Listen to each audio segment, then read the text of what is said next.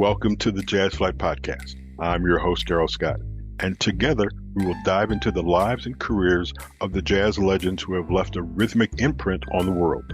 Be prepared to reminisce on the highs and the lows of their musical journey and the trials that sculpted their timeless musical gems. We'll preserve the legacy of these extraordinary maestros and find inspiration in the melodies of their lives. Subscribe now and never miss a beat. Now, let's get to the show.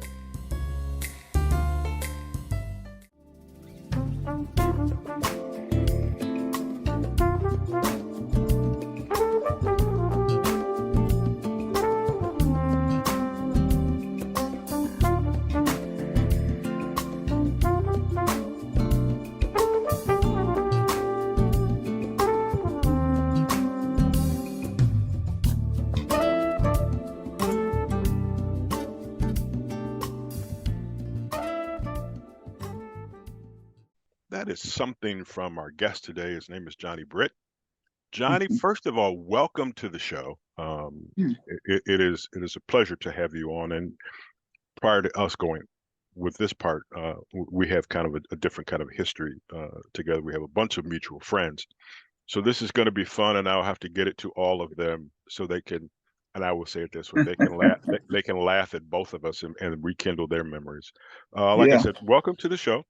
Yeah. I want to begin with, you started playing at the age of 12. Yeah. How tell me how you got started in all of this.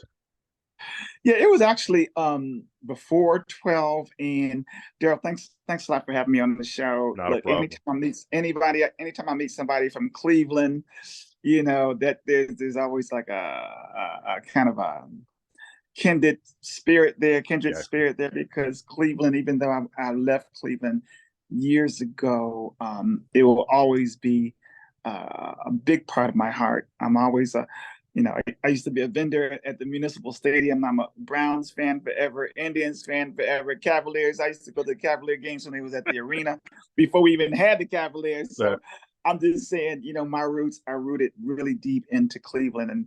And when I'd like to thank Pam for hooking us up, and when she told me about you, it was my pleasure to be on the show. Thank you. But to answer your question, I actually started from Louisville, Kentucky. I was born in Louisville, Kentucky, and all this is in my brand new book. I have a brand new book called The Soloist, which are my memoirs, which I'm extremely happy about, and we can talk a little bit about that. But I was born in Louisville, Kentucky, and my mother moved us up to Cleveland before I was 1 year old. So Cleveland is all I really, really, really know. And I started, I'm a professional singer, trumpet player, and keyboard player. And I really started, I think singing is a natural gift. And, that's what I just naturally do very, very well. But that started at the House of God, my uncle's church in the House of God. It was called the House of God. The church was on Kinsman. It was on Kinsman and little storefront church. And again, it's in the book, but I was the lead singer of the choir at a very young age. And so I think that the music got into me there, from my mom, my aunt, my uncle, my sister, and it was gospel music, of course. And then my sisters got me into the R&B thing. But even before that, I was at 7 years old. I was in my very first group, with a group called the Courageous Young Men. It was a bongo group led by Eddie Smoot, and the projects there on Kinsman. What's the name of the projects down there on Kinsman? It was, there's a couple. Green. It was it? Not the Greenwood Estates. That's something different. I forget. It's been a lot. It'll come back to me. But anyway, the bongo group started as a community thing to kind of get the kids off the streets down there. On Kinsman, they were kind of living in the projects, and Eddie Smoot was a blind conga player, and he was very, very, very good. And he got these young brothers together to form a bongo group. Maurice Reedus was in the group. You know him because he was kind of famous for playing on the streets there in Cleveland. Maurice Reedus was in the group. I was in the group. That was my first professional situation. I mean, we used to play on TV there in Cleveland and local things. And so that's where I really got started, kind of like, really being out there and playing. But after that, I just started playing trumpet when I was 12 years old. Yeah, at Cranwood Elementary School, and I started there. And the reason that I chose the trumpet was because Miss White, our music teacher there at Cranwood, she said, "Okay, we're gonna start having a music department or class here," and she passed out a piece of paper with all these instruments on them, and I really remember, like it was yesterday. I looked at the trombone and it had a slide on it, and I said, "Well, that's kind of weird." And I looked at the clarinet and I said, "Now that has too many buttons on it." But when I saw the trumpet, it only had 3 valves, and Right. I said, "Well, this has to be pretty easy to play," and that's what I chose. But come to find out, that's the most difficult instrument to play. But I did excel at trumpet, and after that, I went to Robert H. Jamerson Junior High School, and that's where I became like first trumpet player. And then I met Arsenio Hall there. He was a little chubby percussion player. We were in orchestra together, and we decided to form a band together, which we did. We were just beginners, but we used to rehearse at his mother's house on 131st Street behind this liquor store. You had to go around the side of the liquor store, and we would rehearse in his living room, me, Arsenio, and this cat named Bruce. And those are like just fond memories. And we just had visions of breaking into the entertainment industry some type of way. And back then, it was funny because Arsenio was a magician. Right. And he used to play he used to make stuff disappear. He was a magician. I was like, "Man, how'd you do that?" And then, from there, I went to Cathedral Latin High School and had the great opportunity to study abroad and go to Paris, France, where when I left Cleveland, I never came back. I studied with the great Roger Delamont at the Conservatoire de Versailles, signed a record contract there, put a band together there, and really, like, the rest is history. I've met, the greatest jazz musicians in the world who are in the world, and some are still really good friends of mine, those who are alive. And I just, took the world by storm from there.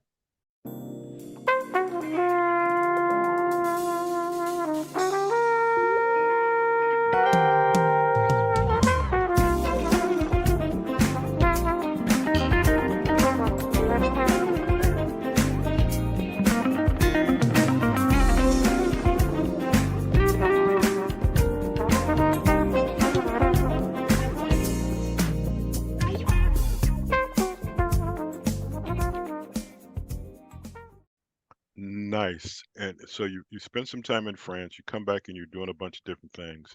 And somehow you meet this guy named Otis Williams. I don't, why does that ring a bell with me? He's a member of the Temptations, and you Yeah. became their music director. Yeah. How old were you then, and how did that relationship begin? Yeah, it's a really funny story, and again, it is in my brand new book, which is called The Soloist.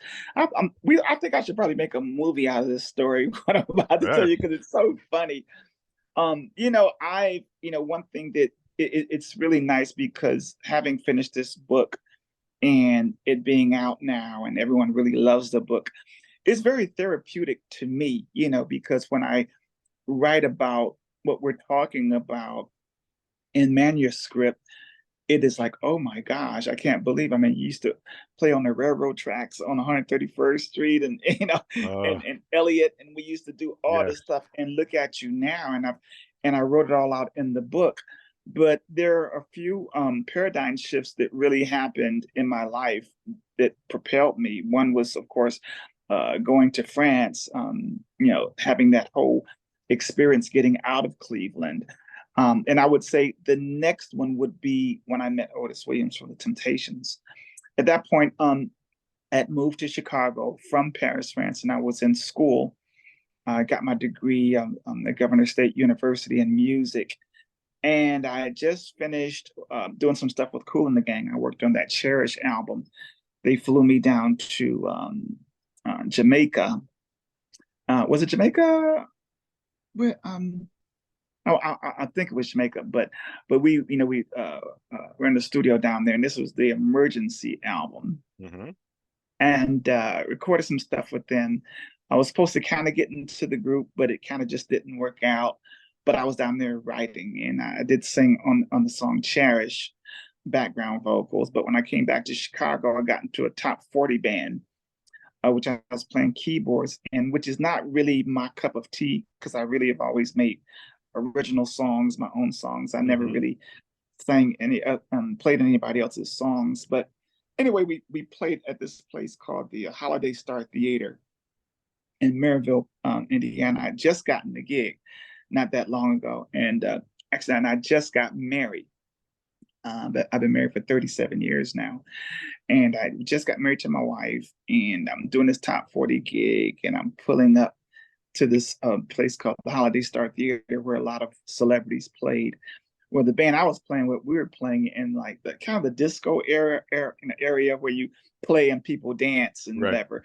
But on the marquee, it said the Temptations were performing on the big marquee. So that meant they were in the big main auditorium, which was across the resort, right? So when I saw that they were playing there, that's all that I could think about that was on my mind. And we finished the first set with the group that I was playing with, and you only have about a half an hour, break. So man, I run over to the other side of the resort, and I knew the Holiday Star Theater because I'd seen Kool and the Gang there, the OJs, and a whole lot of other people, so I knew where the backstage door was. And I knocked on the backstage door, and the security guard, I know him now, his name is Dragon. He opened up the door, and I said, I'm looking for Otis Williams. I'd like to speak with Otis Williams. And he like slammed the door in my face. It's like slammed the door. Right. So, it just happened to be like fate that I looked into the auditorium where the concert was, and man, there was nobody in there. The concert had just finished. They had cleared the auditorium, and I look in the auditorium and there's nobody there. So I went through the auditorium and I jumped on the stage, and I walked back to the green room from the stage like you normally do after you perform. And man, the first cat I ran into was Otis Williams from the Temptations, founder of the Temptations. And I went into him, walked straight into him, and I just said, "Hi, Mr. Williams. My name is Johnny Britt." And I said, "I have some songs that I think that you would be interested in, because I'm a very good songwriter. I know that. I know that's my little calling card." And he looked at me like I was crazy. But I would say it seemed like a year or so before that, my group in Chicago, we recorded in LA, and Benjamin Wright was our producer, established producer out here. And I remember Otis came to the recording session because he knew Ben. Right. And I just reminded him of the, hey, you came to my recording session in LA with Benjamin Wright. And he said, oh, okay. Then he's like, well, come to my hotel room tomorrow, 7:00, And man, I jetted out there, ran past the security guard, and ran back to the gig, and got back there just in time for the gig. And so when I go home that night, I'm newly married. I'm like, honey, I'm like, you wouldn't believe who I just met. I met Otis Williams from the Temptations, and he wants to hear my songs. So man, needless to say, the next day at 7 p.m., I'm right there, knock on his door. Can't blame you. And he opens the door, and he's like, what you got? And I played him, my songs, man, and he had a big smile on his face. And he said he wanted me to produce one of his artists. And basically we became friends, and like the rest is history. He saw my resume, he saw everything that I could do. And one day he called me, and it was funny because like they were doing the Super Bowl, they were doing Arsenio Hall show, all that stuff. I remember one day he told me, yeah, we're getting ready to do Arsenio. I said, well, tell Arsenio Johnny Britt said, hey. Right. And so you know how like Arsenio had the Temptations in the middle after they, sang Melvin and everybody. And they're talking during the interview, and Otis just tapped him on his leg and said, yeah, Johnny Britt from Cleveland said, hey, on national TV. And man, my phone lit up and everything was cool. But man, he called me one day and says, man, can you be a musical director? And I said, yeah, I can be a musical director, And then he says, okay. And then he's like, come to the Area Crown Theater. We're going to be there with the OJs in Chicago. And I went there, I took my wife, went to the show. It was a killer show, packed. And this time when I went backstage, they knew me. The security Right. guard knew me, let me in. And then Otis told Melvin, Ollie Woodson, and all the cats, he says, hey, y'all. And he started naming my songs because they were recording my songs.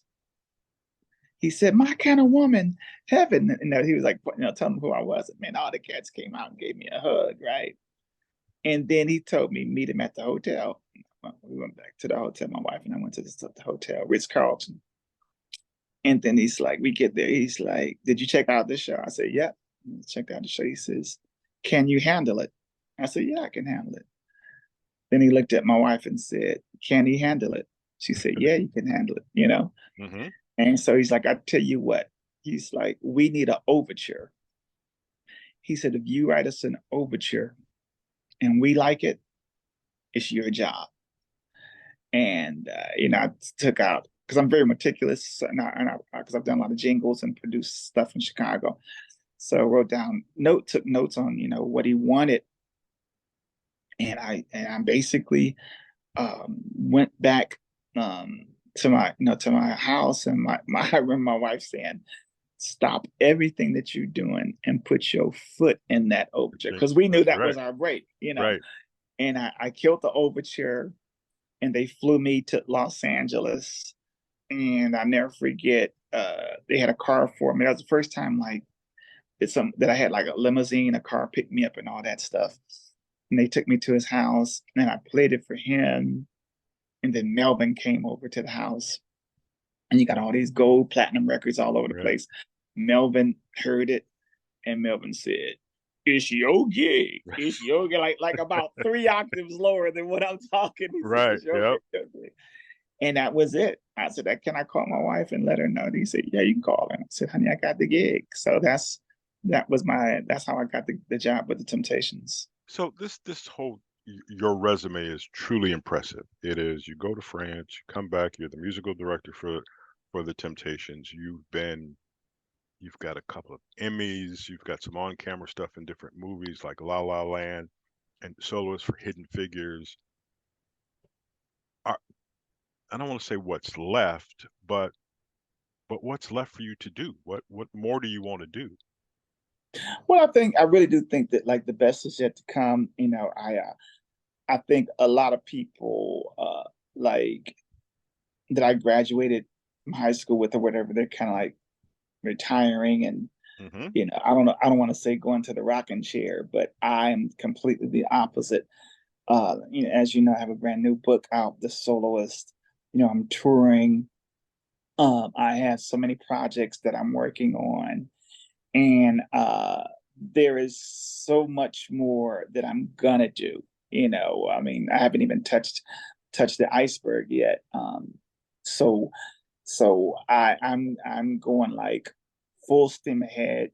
Basically, I have a brand new album out called After We Play. We're up for 5 Grammy Award nominations for your considerations for Record of the Year, with me and Little Anthony and George Benson on Going Out of My Head. That same record is up for Best R&B, Traditional R&B Performance.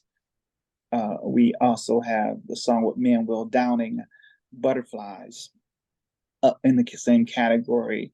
We're up for Best R&B Album with my album After We Play, which we had the #1 single with Peter White from the title track After We Play, and also the Best Video for Summer Love, which Gerald Albright is featured on bass on that.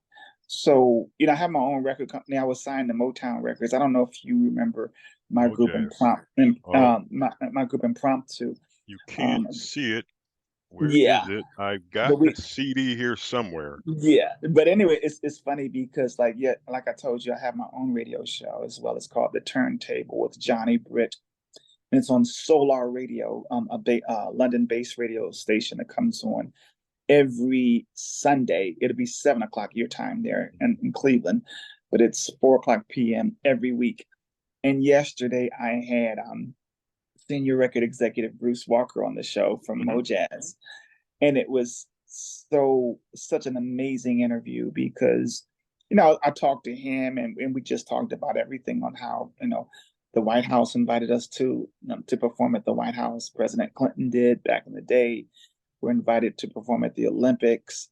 We hit, we just have done like so much stuff with impromptu and the group, having sold probably 500,000 records, the whole thing. And so now it's a whole new day in regards to where the record industry is. Yes.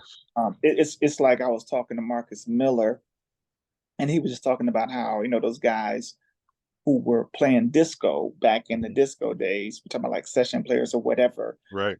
They kind of got stuck there when the music, kept going in different directions. They couldn't hang on. He kind of said that. And I would say like for me, you have music changes all the time. The way business is done is changing all the time. And I'm right in the center of it, because I have my own record label now, J Jams Records. And I was telling Bruce Walker yesterday on how I learned so much from Clarence Avant, Gerald Busby, Steve McKeever, all these people that were record executives that I was under. I saw how they did business. Some of the marketing and management teams that worked with me at Motown are working with me now on my independent record label. And it's just a new day on how you do things. So I'm really flourishing, really excited about the future and putting out my product. And so it's really, really great to be inventive, be in control of your stuff, and have creative ways in which we are letting the public know about the music. And one of the things I did want to say that I have a new project that I'm doing is called the Soloist Sessions. And it's a combination of book reading excerpts from my book along with an acoustic concert, which is really dope. And it's like me playing piano, trumpet, and singing with a cajon player, African percussion, and a guitar player. And we just launched it in Los Angeles. It was amazing when we took it to DC just last week, and that was amazing. A week before last, that was amazing. And we're taking it to Omaha and Nebraska, and we would love to bring it there to Cleveland too. So, if you're listening, if you want Johnny Britt and the Soloist to come there, just hit us up, johnnybritt.com. My agent, Eric Talbert, will, talk to you and see how we could work some things out. But what's so nice about it is a very intimate setting. So, it can be like an art, we've had one in art galleries. It can be in somebody's house. I mean, it's really, really intimate, but it's up close and personal, getting to know the artist and the music and really kind of feeling like what goes on behind the scenes and how basically I've gotten where I am and how I do what I do. So it's a really, really cool concept. And we always try to think outside the box in regards to marketing and promotions, and even the way that I do and write and produce my music. I try to really be authentic with it, not following the trends, and something fresh and new for everyone as much as possible. Okay, Johnny, hold that thought. You mentioned this track you have where it's you, George Benson, and Little Anthony. I want to give people a chance to hear a little bit of it, so just hold it. It's called Going Out of My Head. You might remember it. Don't get me wrong. If you're old enough, you might remember it. So here, let's listen to an excerpt of that right now.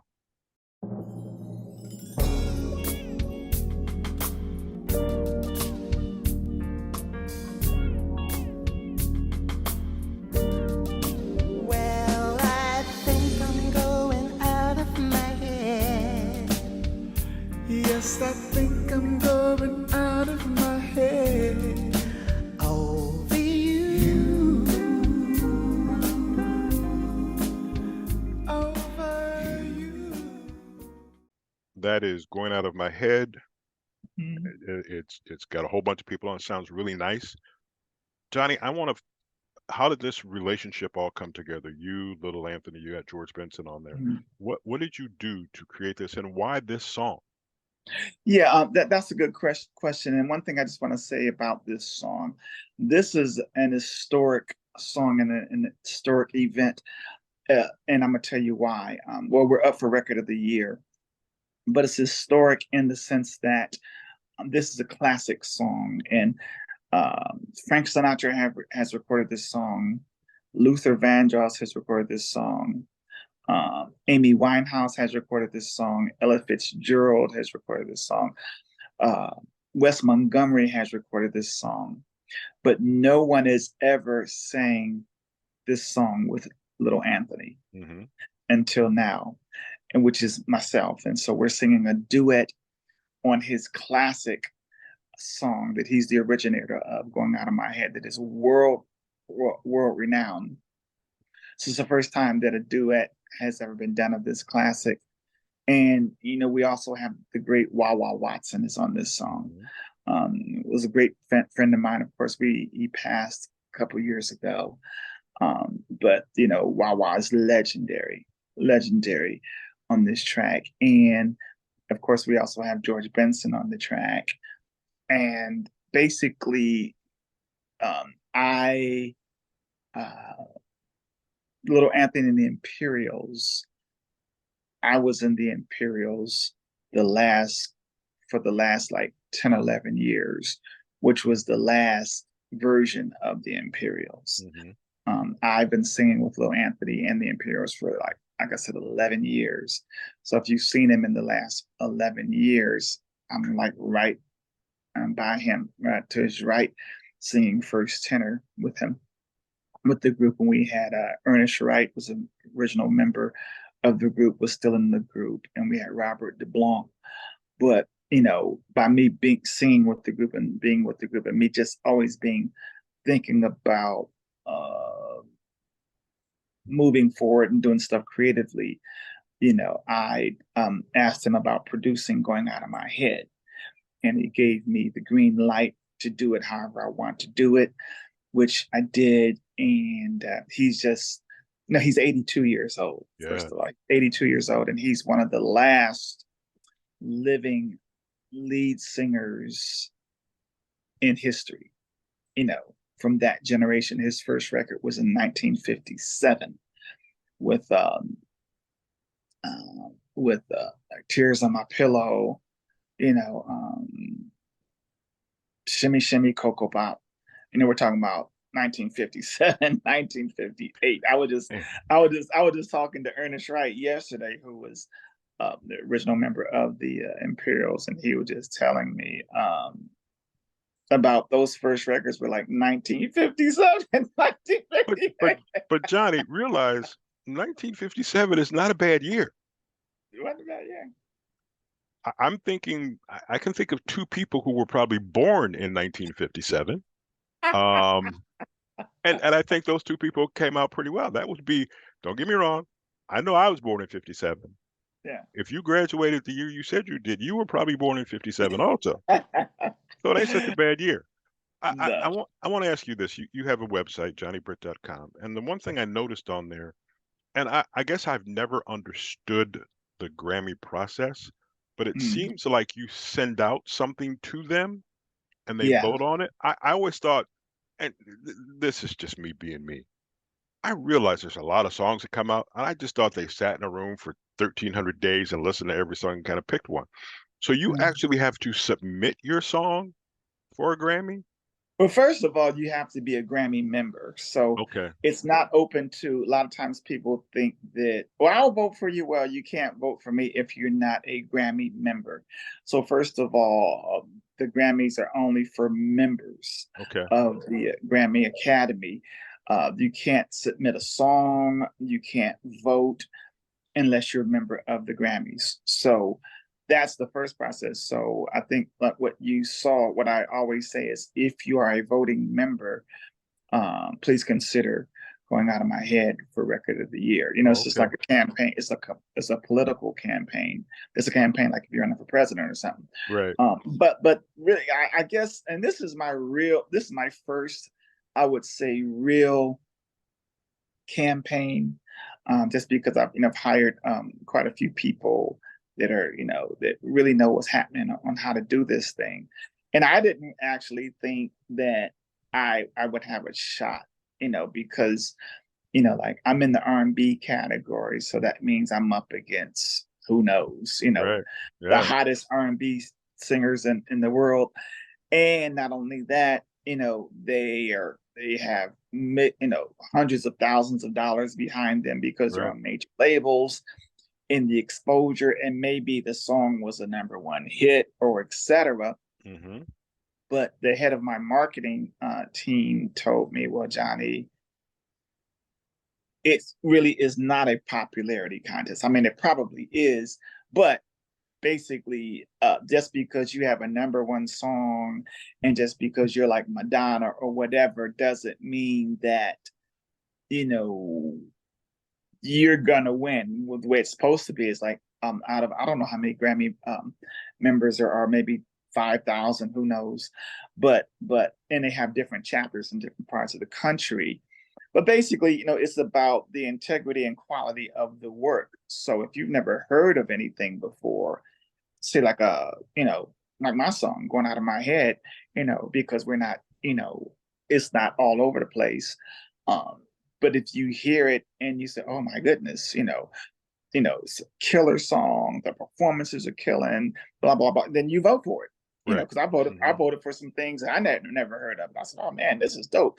I'm gonna vote for it. So basically that's the idea of voting for the Grammys, is that the voters vote for what they feel is really quality in that specific genre. And there are a lot of different genres in the Grammy process. So I don't know if I answered your question. Yeah, you did. I've always thought, as years and years ago, I used to watch them like clockwork in every category. And then for a while early on, and actually pretty much in the middle of my radio career, I was a voter for the Playboy Jazz Festival, or Playboy Jazz category, whatever. They had a magazine, they had different categories, and I could vote on that. I am curious. First of all, let me say this. I'm being totally honest here. You got a lot of stuff to talk about. A lot of stuff. We don't have days, but Yeah. what I want to do is I want people to be able to find your music and your book and so forth and so on. So before I go any further, email, website, however people can find out what you're doing, what's being played, so forth and so on. Can you give me that? Yeah. First of all, johnnybritt.com, JohnnyBritt.com. I would say that's the hub. You can subscribe to our newsletters there. You can follow me on YouTube. We do have a YouTube channel. It's Johnny Britt. And we put up quite a bit of content. Of course, the young folks just follow me on Instagram, because we put everything on Instagram, all the shows, all the appearances, and the books. And it's really, really simple if you're into Instagram, and that's Johnny Britt. For Facebook, it's Johnny Britt Page. Johnny Britt Page. That's my fan page. And we always, and again, that's the way basically of communicating with fans. I'm getting people are contacting me from all over the world that have been fans of Impromptu and mine for over the years. And it's just so easy nowadays, through social media and also Twitter, Johnny Britt Twitter. So that's really like the best way. And if you want to email me, just go through johnnybritt.com. We'll get the message. And I'm very friendly. I'm very fan friendly, because this is a people business, So if without the fans and the listeners, there's no Johnny Britt. So and I can testify to that. I am one of those people that contacted me on the internet, and he responded, and we have gotten together. We have a mutual friend. We have a bunch of mutual friends, But it's funny how this comes up, that all of a sudden it becomes a small world. And that's what I've always said. It is a small world. Johnny, I appreciate this. What I want to do is I want to set it up, and maybe not set up the actual interview now. I want to come back and talk to you some more about some other things that you've done and find out the results of Going Out of My Head, and we can talk about that and different things along the line. And I'm also going to lobby for you come to Cleveland and perform. Wow. Okay? I would love it. And if you do that, I'll buy a ticket. Okay. Hopefully I won't have to, but I'll buy a ticket. I will come and see you, man. This has been a pleasure. With this respect of all the people that you and I both know, and we'll talk about that later on after this is over, because like I said, that could take 100 years. Johnny, I appreciate this. I greatly appreciate the time. Best of luck to you. I will do whatever I can to get your music out there. This is one of the ways. And we'll go from there. So, ladies and gentlemen, first of all, thank you for listening to the Jazz Flyte Podcast.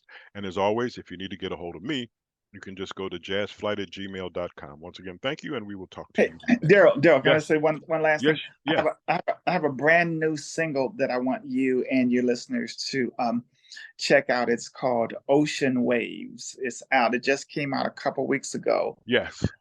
Ocean Waves by Johnny Britt. Brand new video. Is rolling. Brand new single, Ocean Waves. It's killing. It's featuring Blair Bryant on bass, a phenomenal bass player out of Kansas City, Missouri. And that is our latest single, and we appreciate your support on it. Count on it. It'll be on the website soon. All right, sir. Thank you very much, and thank you all for listening. We will talk to you next week.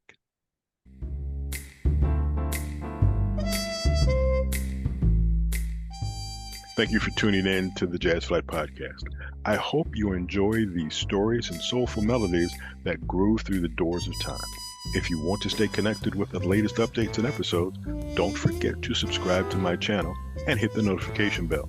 Until next time, I'm Darell Scott.